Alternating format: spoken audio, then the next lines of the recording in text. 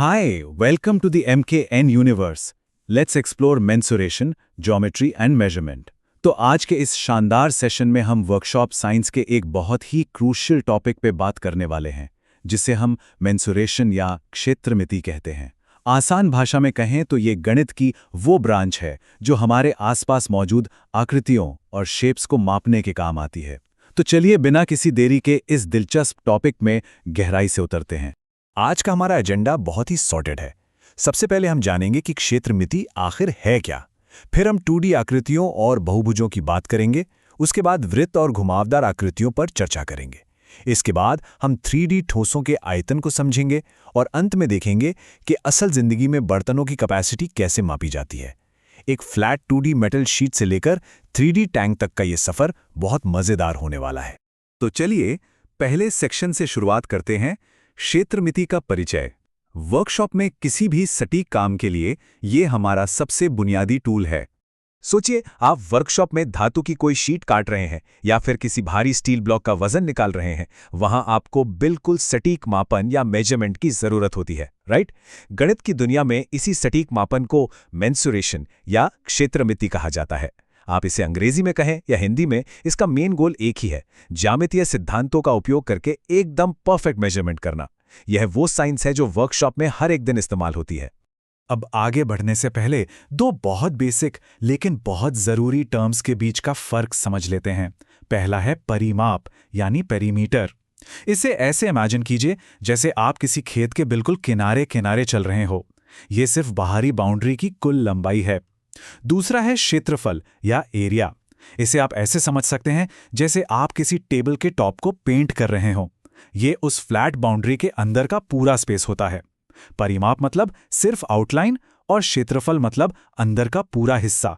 ये डिफरेंस हमेशा याद रखिएगा। आगे बढ़ते हैं हमारे दूसरे सेक्शन की तरफ, 2D आकृतियां और बहुभुज। आइए देखते हैं कि ज्योमेट्री के 2D बिल्डिंग ब्लॉक्स कैसे काम करते हैं। सबसे पहले बात करते हैं एक बहुत ही परिचित शेप की, वर्ग यानी स्क्वायर।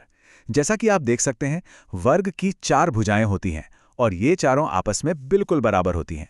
इसका हर एक कोना एकदम सीधा यानी ठीक 90 डिग्री का समकोण होता है। इसका मैथ बहुत ही सिंपल है। अगर क्षेत्रफल निकालना है तो बस भुजा को भुजा से गुणा कर दीजिए, और अगर परिमाप चाहिए तो एक भुजा की लंबाई को 4 से गुणा कर दीजिए। चलिए इसे एक छोटे से न्यूमेरिकल से समझते हैं जिससे कॉन्फिडेंस आ जाए।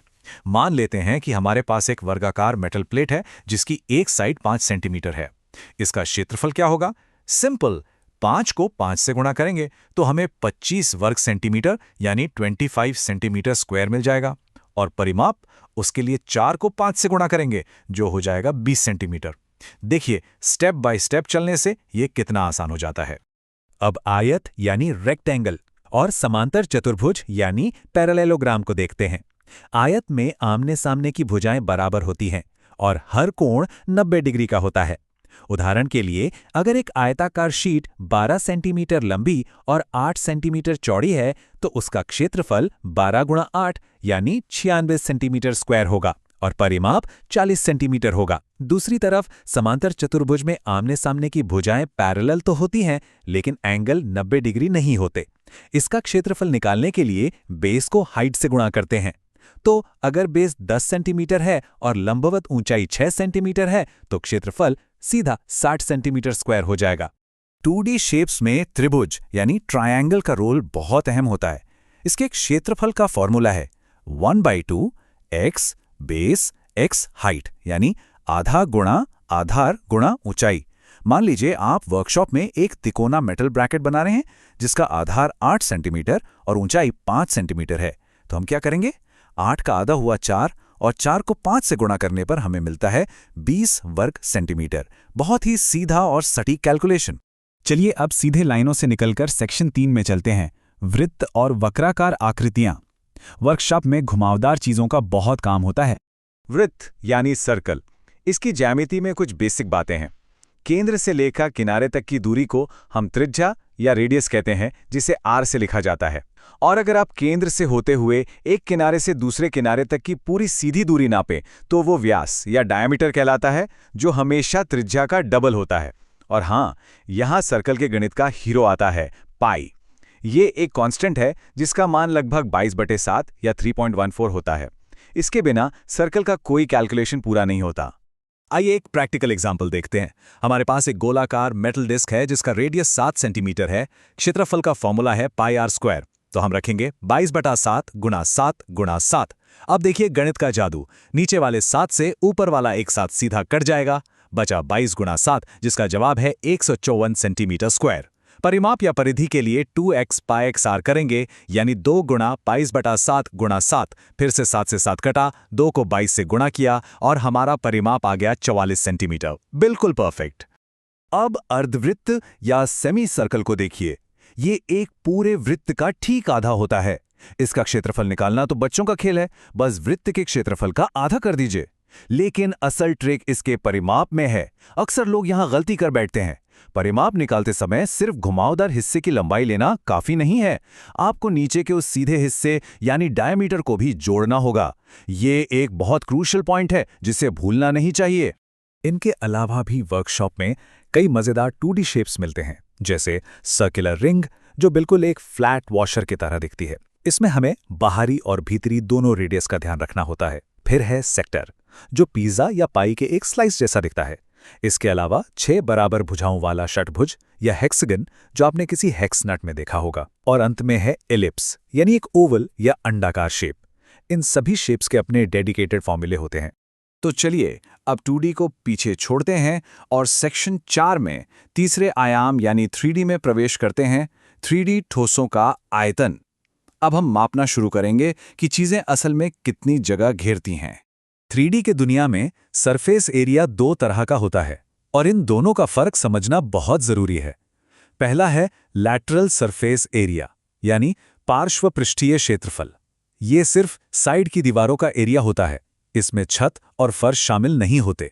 और दूसरा है टोटल सरफेस एरिया TSA यानी कुल पृष्ठीय क्षेत्रफल। नाम से ही पता चल रहा है, इसमें साइड की दीवारों के साथ साथ ऊपर का टॉप और नीचे का बॉटम भी जुड़ जाता है। यहां आप कुछ सबसे कॉमन 3D शेप्स देख सकते हैं: क्यूब, क्यूबॉइड, स्फीयर और सिलेंडर। इनके वॉल्यूम और सरफेस एरिया के फॉर्मूले किसी भी वर्कशॉप के लिए एक चीट शीट की तरह काम आते हैं। आयतन या वॉल्यूम हमें यह बताता है कि उस शेप के अंदर कुल कितनी खाली जगह है, जबकि सरफेस एरिया उसकी पूरी बाहरी स्किन या सतह का माप होता है। इसको रियल लाइफ में कैसे अप्लाई करें? मान लीजिए कि एक घनाभ या क्यूबॉइड शेप का पानी का टैंक है। ये 5 मीटर लंबा, 3 मीटर चौड़ा और 2 मीटर ऊंचा है। इसका आयतन निकालना बहुत आसान है। लंबाई, चौड़ाई और ऊंचाई को आपस में गुणा कर दीजिए, यानी 5 × 3 × 2 जो हुआ 30 क्यूबिक मीटर। और अगर हम इसका टोटल सरफेस एरिया TSA निकालना चाहें तो 2LB + BH + HL वाले फॉर्मूले का इस्तेमाल करेंगे। इसे सॉल्व करने पर हमें 62 वर्ग मीटर यानी 62 मीटर 2 मिलेगा। फाइनली हम अपने आखिरी और सबसे प्रैक्टिकल सेक्शन पर आ गए हैं, सेक्शन 5, वास्तविक दुनिया में बर्तनों की क्षमता। चलिए देखते हैं कि किसी कंटेनर में कितना लिक्विड आ सकता है, इसकी सटीक गणना कैसे की जाती है। ये नंबर देखिए 1000।